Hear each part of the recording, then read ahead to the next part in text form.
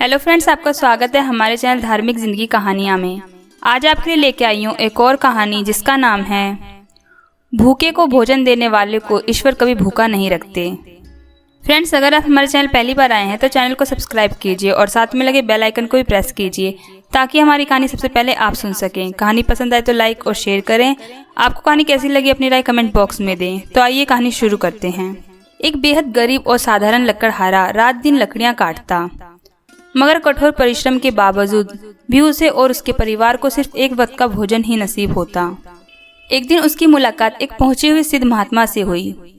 लकड़हारे ने महात्मा से विनती की, जब कभी भी आपकी ईश्वर से मुलाकात हो तो मेरी एक फरियाद उनके सामने रखिएगा और जीवन में मेरे इस भयानक कष्ट का कारण उनसे जरूर पूछिएगा।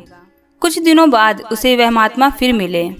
लकड़हारे ने उन्हें अपनी फरियाद की याद दिलाई और उन्होंने कहा कि प्रभु ने मुझे बताया है कि लकड़हारे की आयु मात्र 50 वर्ष है और उसके भाग्य में पूरे जीवन के लिए सिर्फ 5 बोरी ही अनाज है। इसलिए प्रभु उसे थोड़ा अनाज ही देते हैं ताकि वे 50 वर्ष तक जीवित रह सके। वक्त गुजरता गया। महात्मा जी उस लकड़हारे को फिर मिले तो लकड़हारे ने विनती की, महात्मा जी, अब जब भी आपके प्रभु से बात हो तो मेरी ये फरियाद उन तक पहुंचा दीजिएगा कि वे मुझे मेरे जीवन का सारा अनाज एक साथ दे दें ताकि कम से कम एक दिन तो मैं और मेरा परिवार भरपेट भोजन कर सके। अगले दिन महात्मा जी ने कुछ ऐसी व्यवस्था की कि लकड़हारे के घर ढेर सारा अनाज पहुंच गया। लकड़हारे ने समझा कि प्रभु ने उसकी फरियाद कबूल कर उसे उसका सारा हिस्सा एक साथ भेज दिया है। उसने बिना भविष्य की चिंता किए सारे अनाज का भोजन बनाकर गरीब लोगों और भूखों को खिला दिया और खुद भी उसने अपने परिवार समेत भरपेट खाया। लेकिन अगली सुबह उठने पर उसने देखा कि उतना ही अनाज उसके घर फिर पहुंच गया है।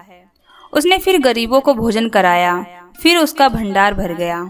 ये सिलसिला प्रतिदिन चलता रहा और लकड़हारा लकड़ियां काटने की जगह गरीबों को खाना खिलाने में ही व्यस्त रहने लगा। कुछ दिन बाद महात्मा जी फिर लकड़हारे को मिले तो लकड़हारे ने कहा, ऋषिवर, आप तो कहते थे कि मेरे जीवन में सिर्फ 5 बोरी अनाज है, लेकिन अब तो हर दिन मेरे घर 5 बोरी अनाज कहाँ से आ जाता है। महात्मा जी ने समझाया, तुमने अपने जीवन की परवाह ना करते हुए भी अपने हिस्से का अनाज गरीब व भूखों को खिला दिया।